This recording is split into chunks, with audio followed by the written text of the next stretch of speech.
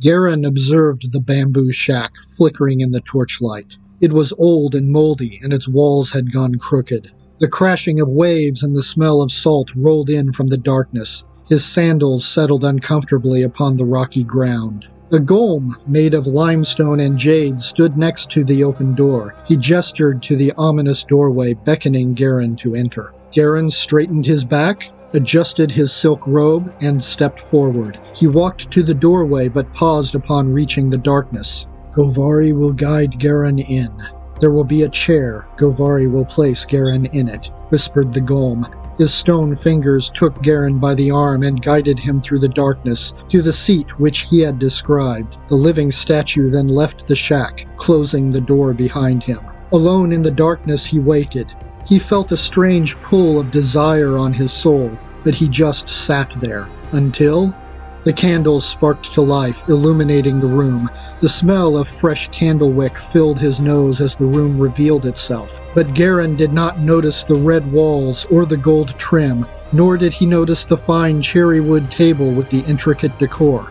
No, all of his awareness focused upon the enchanting beauty sitting across the table from him. She was perfect.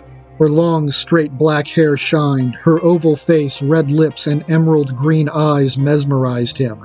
She delicately poured a cup of tea, placing it in front of him. He felt his heart climb into his throat, and his whole body involuntarily shook. It wasn't until a bright shining fin with scales of red and black lacquer moved in his peripheral vision that he remembered. Madame C is a mermaid.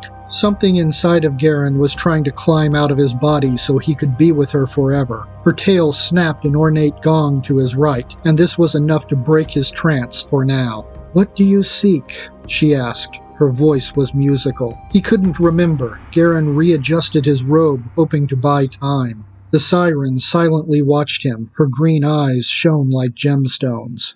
Garen, he shifted in his seat.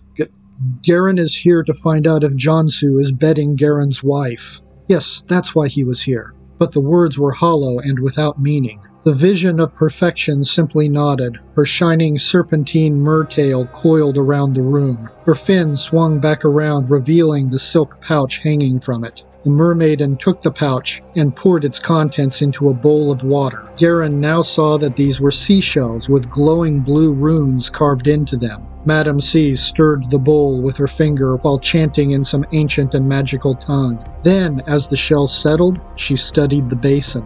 "No," she said, "the man of whom one speaks has not bedded Garen's wife, nor will he." "But," he stammered, "does Garen have another question?" He was certain the two of them had betrayed him, but that didn't matter anymore. He could feel himself trying to jump out of his body, felt his real arms reaching for the feminine treasure across from him. Madame C has answered Garen's question. Shall they discuss payment? "I want you," the words slipped from his mouth. He never meant to say it, but it was true. "C is not for sale. Will they negotiate, or shall Madame C name the price?" Garen leapt up, reaching for her before stone hands appeared on his shoulders and pushed him back into the chair. "I need you!"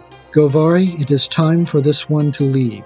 Outside, Garen sat in a puddle. His fine silks were covered in mud. The golem hadn't just tossed him out of the shack. The statue had carried him all the way back to the front gate of his own estate. "Madame C will have a scroll delivered to Garen with her price." The golem walked away, but Garen needed her, and he would have her. No price was too great. He would give up all that he had if it meant he could be with her forever.